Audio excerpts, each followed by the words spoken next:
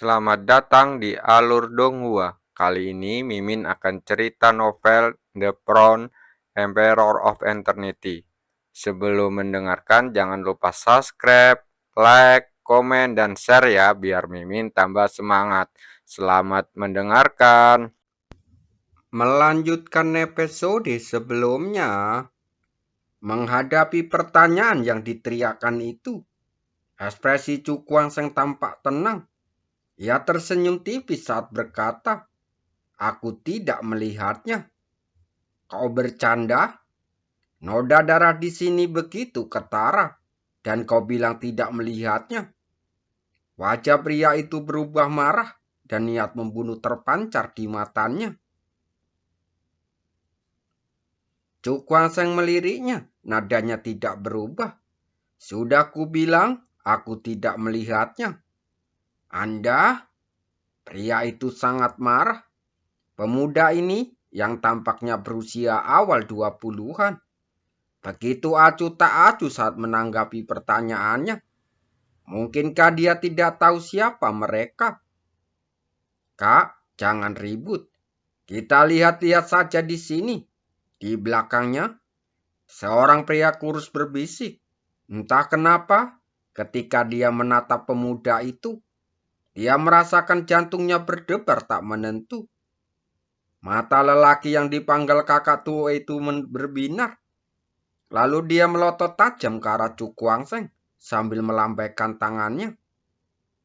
"Carilah dengan teliti di sekitar sini dan pastikan untuk menangkap orang itu." Orang-orang di belakangnya segera berhamburan untuk mencarinya dengan hati-hati. Cukuang Seng memperhatikan semua ini, sorot matanya sedikit berfluktuasi. Orang-orang ini datang di waktu yang tepat, karena ia hanya perlu mendapatkan informasi tentang tempat ini. Lebih dari selusin orang menyebar untuk mencari, dan karena tempat itu tidak besar, tidak akan memakan waktu lama bagi mereka untuk menemukan tempat persembunyian gadis itu. Gadis yang bersembunyi di salju dingin itu menatap pria yang mendekatinya selangkah demi selangkah dengan putus asa. Jantungnya serasa jatuh ke dalam gudang es, dan seluruh tubuhnya gemetar. Tidak peduli seberapa keras dia berusaha lari, dia tidak dapat lolos dari cengkraman orang-orang ini. Pada saat ini, sepertinya ada suara samar dan mendesak di telinganya. "Ling Er, lari. Apapun yang terjadi, kita harus tetap hidup. Hanya dengan hidup, harapan dapat terwujud." Pandangan gadis itu menjadi kabur, dan dia seperti melihat sesosok tubuh berlumuran darah yang melambai sekuat tenaga ke arahnya, memintanya untuk melarikan diri dari tempat itu. Sosok itu merentangkan tangannya yang berlumuran darah dan memeluk erat betis seorang pria keji hingga lengannya terpotong. Sosoknya yang tampak lemah itu tidak bergerak maju, berusaha mati-matian untuk mengejar pria keji di depannya hingga saat-saat terakhir hidupnya. Bahkan dalam kematian, sosok itu masih tegak berdiri. Matanya terbuka lebar saat menatap ke depan. Dalam tatapannya yang dipenuhi keputusasaan sekaligus harapan, terpantul sosok yang rapuh. Sosok mungil itu mati-matian berlari ke kejauhan. Jatuh, bangkit, jatuh, dan bangkit lagi. Kemudian berlari hingga menghilang dari ujung pandangan. Apakah aku akan mati? Gadis itu bergumam putus asa saat menatap ke depan dengan mata merah. Saat ini, pria yang mengejarnya hanya beberapa langkah darinya. Anda hanya perlu lebih dekat untuk merasakan kehadirannya. Tangan kecilnya terkepal erat, seluruh tubuhnya gemetar, dan matanya menampakkan ekspresi antara takut dan benci. Pada saat itu, dia merasa kakinya pun lemas, dan dia hanya bisa diam di tempatnya untuk menunggu kematian datang. Salju tersapu oleh kekuatan dahsyat, memperlihatkan tubuh mungilnya yang gemetar. Gadis itu menatap pria itu dengan senyum ganas. Seluruh tubuhnya dipenuhi ketakutan. Betapapun besar kebencian yang ada di hatinya, bagaimanapun juga dia baru berusia 4 atau 15 tahun. Dan rasa takutnya terhadap kematian tidak dapat dihilangkan dengan kebencian. Akan tetapi, saat gadis itu membuka mata dan menunggu pisau itu jatuh, ia terkejut saat mendapati pria itu benar-benar melangkainya seolah-olah tidak melihat. Saudaraku, dia tidak ada di sini. Mereka yang sedang mencari langsung berkumpul. Mendengar ini, wajah pria itu berubah muram. Ia melihat sekeliling, kemudian melambaikan tangannya. Ayo kejar mereka. Saat pria itu pergi, semua orang bergegas maju untuk mengejarnya. Gadis itu menatap semua ini dengan takjub. Raut wajahnya dipenuhi rasa tak percaya. Karena ia berada di depan, tepat di depan orang-orang ini. Tapi mereka seolah tak melihatnya. Mereka sudah pergi, kamu bisa keluar sekarang. Saat itu, terdengar panggilan kecil yang membuatnya bangun. Gadis itu melihat wajah lembut dengan senyum tipis di wajahnya. Kau baru saja menyelamatkanku. Tanyanya sambil menunjuk dirinya sendiri dengan heran. Sekarang dia akhirnya mengerti mengapa orang-orang itu tidak melihatnya. Kemungkinan besar alasannya adalah orang di depannya. Cu Kuangseng tersenyum tipis. Dan dengan lambaian tangannya, seolah-olah gelombang tak terlihat telah ditarik kembali. Minumlah pil ini. Dia mengulurkan tangan, kemudian mengambil pil lalu menyerahkan kepada gadis itu. Gadis itu ragu-ragu, namun tidak mengulurkan tangan untuk mengambilnya. Cu Kuangseng tersenyum saat melihat itu. Jangan khawatir, karena aku telah menyelamatkanmu. Tidak ada alasan bagiku untuk menyakitimu lagi. Mendengar ini, gadis itu ragu-ragu untuk waktu yang lama. Dan kemudian merasa bahwa apa yang dikatakannya tampak masuk akal. Jadi dia mengulurkan tangannya untuk mengambil pil itu. Makan, melihat gadis itu masih ragu-ragu, Cu Kuangseng berkata sambil tersenyum. Mata gadis itu berkedip-kedip. Dan akhirnya dia perlahan-lahan mendekatkan pil itu ke mulutnya. Dan kemudian memasukkannya ke dalam mulutnya. Setelah meminum pil itu, dia merasakan semua luka di tubuhnya sembuh dengan cepat. Dan darah membeku menjadi koreng rontok dari tubuhnya. Terima kasih, terima kasih. Gadis itu menatapnya dengan tatapan penuh rasa terima kasih. Ia tidak menyangka akan bertemu dengan seorang dermawan besar saat akan menghadapi kematian. Cu Kuangseng tersenyum tipis dan bertanya dengan lembut. Siapa orang-orang itu? Dan mengapa mereka mengejarmu? Mendengar ini, wajah gadis itu tiba-tiba menunjukkan kesedihan. Ia mengepalkan tangannya dan berkata dengan suara gemetar. Orang-orang itu dari sekte Dewa Salju. Karena kami tidak percaya pada mereka, mereka membunuh semua orang di kota ini. Penganut Dewa Salju? Cu Kuangseng pun tercengang. Apa ini? Mungkinkah ini ada hubungannya dengan Gunung Dewa Salju? Apakah orang-orang ini ada hubungannya dengan Gunung Dewa Salju? Mendengar hal ini, gadis itu menatapnya dengan heran, lalu mengangguk. Penganut Dewa Salju adalah sekte yang bernama Gunung Dewa Salju, yang bertugas menyebarkan ajaran dan mengusir kaum yang menolaknya. Awalnya, kami berada di pinggiran pengaruh Gunung Dewa Salju dan jarang berhubungan dengan kultus Dewa Salju. Beberapa bulan yang lalu, sekelompok orang tiba-tiba datang ke kota dan mencoba menyebarkan kultus Dewa Salju secara paksa. Mereka menjadi marah karena penentangan kami. Gadis itu berbicara dengan lembut, dengan berlinang air mata, saat menceritakan semua yang telah terjadi hari itu. Sambil mendengarkan, Cukwang mengerutkan kening. Kultus Dewa Salju terlalu mendominasi. Mereka membantai semua orang di semua kota hanya karena menolak ajaran mereka. Perilaku seperti itu tidak berbeda dengan perilaku hewan. Mereka hanyalah sekelompok binatang buas. Dari mulut gadis itu, Cukwang mengetahui beberapa informasi tentang surga ke-9. Di sini, 9 kekuatan utama, termasuk Gunung Huisen, telah membagi wilayah yang terletak di barat laut surga ke-9. Dan di bawah nama masing-masing kekuatan, ada sekte yang bertugas menyebarkan ajarannya sendiri untuk menambah pengikutnya. Biasanya, sekte-sekte ini mengasingkan diri, tetapi begitu konflik muncul, para pengikutnya akan mengamuk seperti iblis. Jauh lebih menakutkan daripada serigala. Menjadi kota seperti sungai darah dimanapun mereka lewat.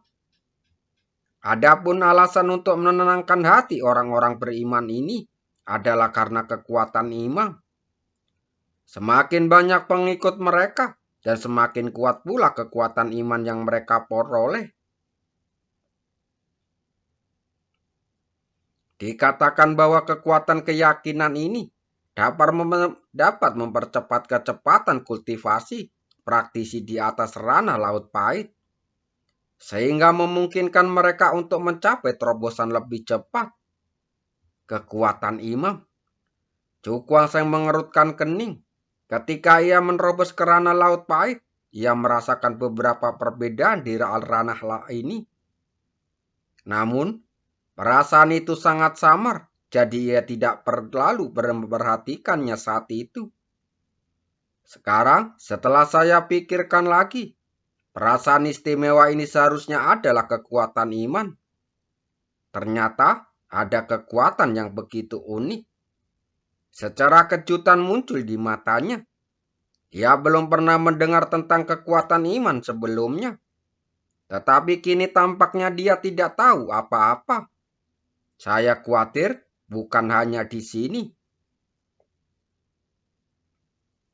Ada hal-hal seperti ini di tempat lain di seluruh surga ke-9 dan bahkan di daerah lain yang menguntungkan, yang mengumpulkan keyakinan untuk kepentingan mereka sendiri. Bahkan tanpa kekuatan keyakinan, seseorang masih dapat meningkatkan kultivasinya, tetapi kecepatannya jauh lebih lambat. Gadis kecil, di kota manakah kamu berasal? Tanya Cukwang perlahan. Ia ingin melihat dengan mata kepalanya sendiri bagaimana keyakinan tersebut dikumpulkan, sehingga ia dapat memahami dengannya lebih baik. Mendengar perkataannya, mata gadis itu menampakkan ketakutan, dan dia menggelengkan kepalanya dengan putus asa. Aku tidak mau pergi. Aku tidak mau pergi. Hanya ada iblis di sana. Jelas saja, pembantaian berdarah itu meninggalkan kesan yang mendalam baginya. Bahkan bagaikan mimpi buruk. Cukwang mencodongkan tubuhnya untuk menyentuh kepala gadis itu. Dan berkata dengan lembut, "Jangan khawatir. Tidak ada yang akan menyakitimu." Gadis itu masih menggelengkan kepalanya dengan wajah penuh ketakutan. Tidak, tidak, aku tidak akan pergi. Melihat perilakunya, Cukwang tak kuasa menahan amarah. Binatang-binatang sialan itu benar-benar tak punya rasa kemanusiaan. Bahkan moralitas paling dasar sekalipun.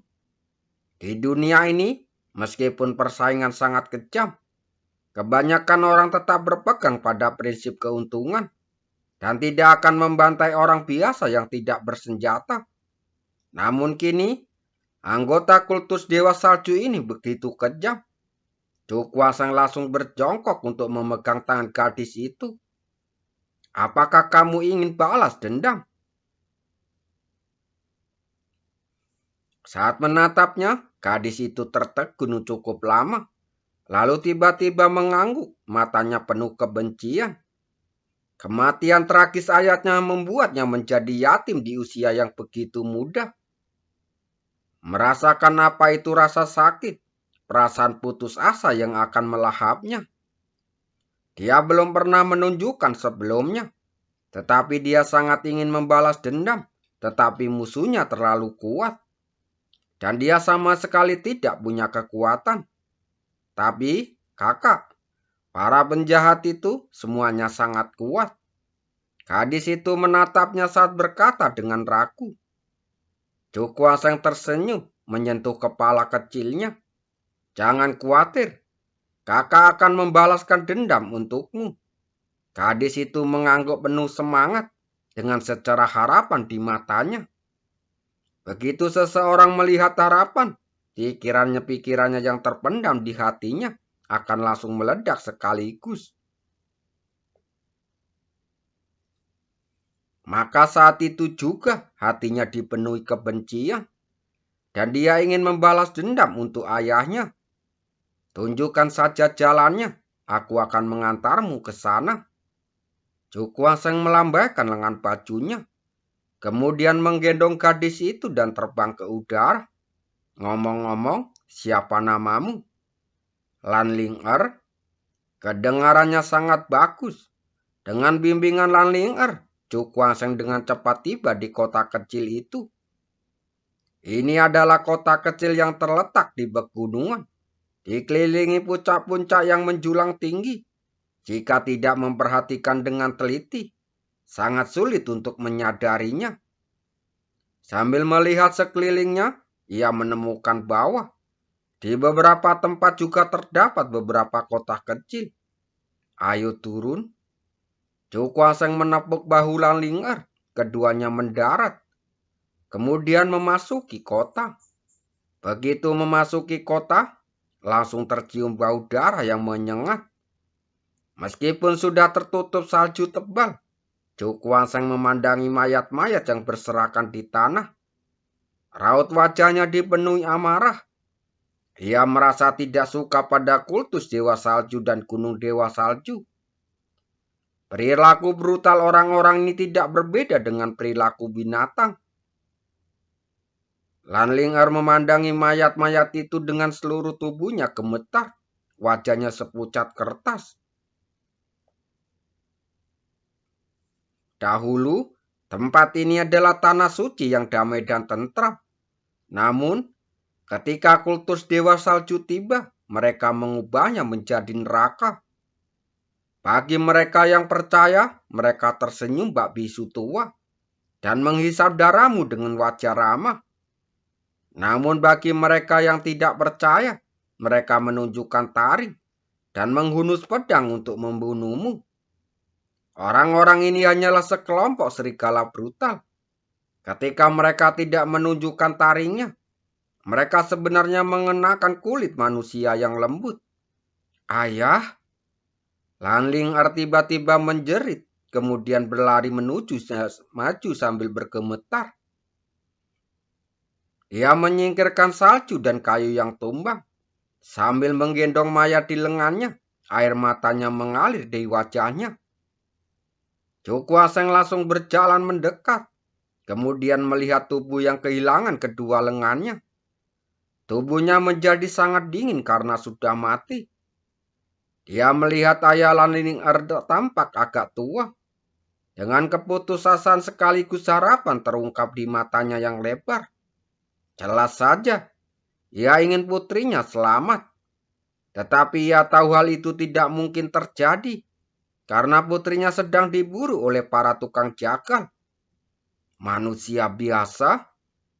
Cukwaseng mengercutkan bibirnya, dan gelombang kemarahan mengalir ke dalam dadanya. Dia tidak menganggap dirinya orang baik, tetapi setidaknya dia punya batasnya sendiri, dan tidak akan melakukan apapun yang bertentangan dengan keinginannya. Akan tetapi, anggota kultus Dewa Salju ini ganas seperti serigala, brutal, dan tidak manusiawi.